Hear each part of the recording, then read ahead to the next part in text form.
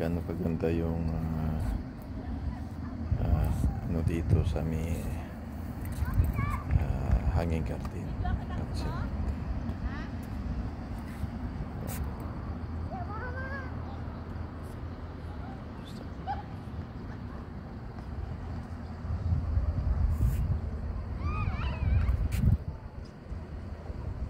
Ganda ng kanilang design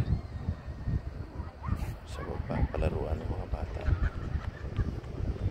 Dito naman yung Lebanese restaurant. Ito naman yung mga upuan dito.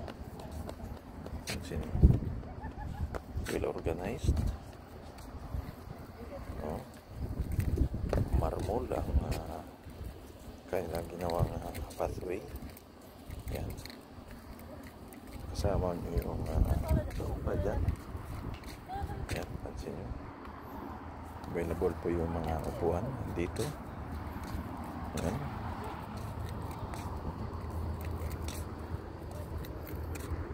Kano kaganda yan.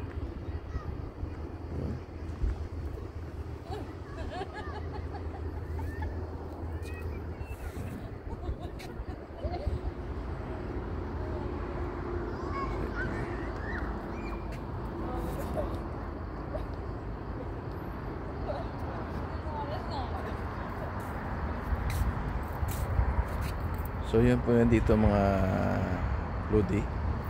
Yan. Gaano kaganda itong lugar na ito. Dito sa may hanging garden, sa may Kalba, Sharjah, United Arab Emirates.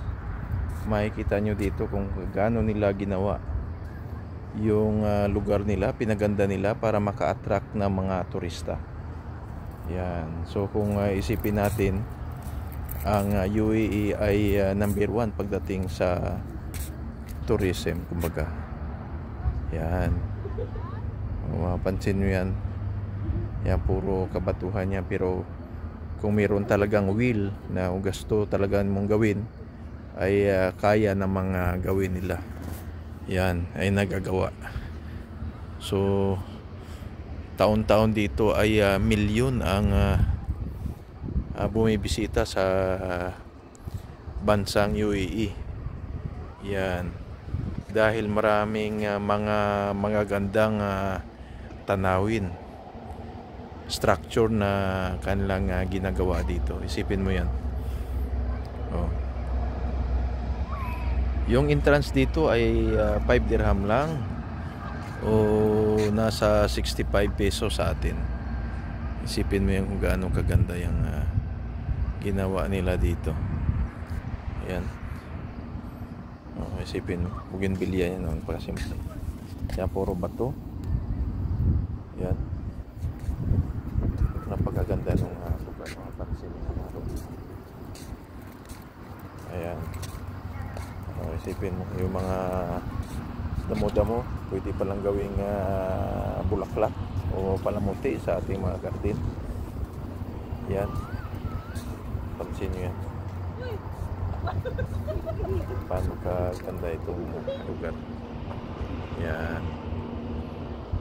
Dito lang yan. Pansin nyo. Kaganda. Pwede ka maglakad-lakad dito sa luntian nilang mga, ayan, luntian nilang mga Bermuda ito, buhay. Yan. So pwede tayong mamasyal dito ng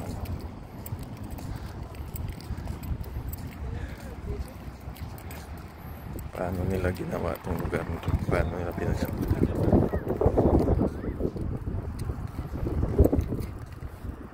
Yan. Pansin nyo yan.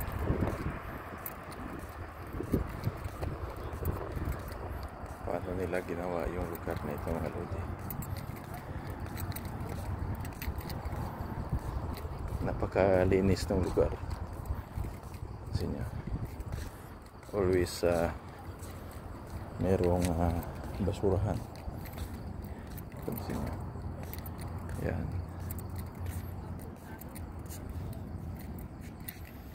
Pansin niya, mga lodi. Yan, gaano kaganda yung lugar na yan.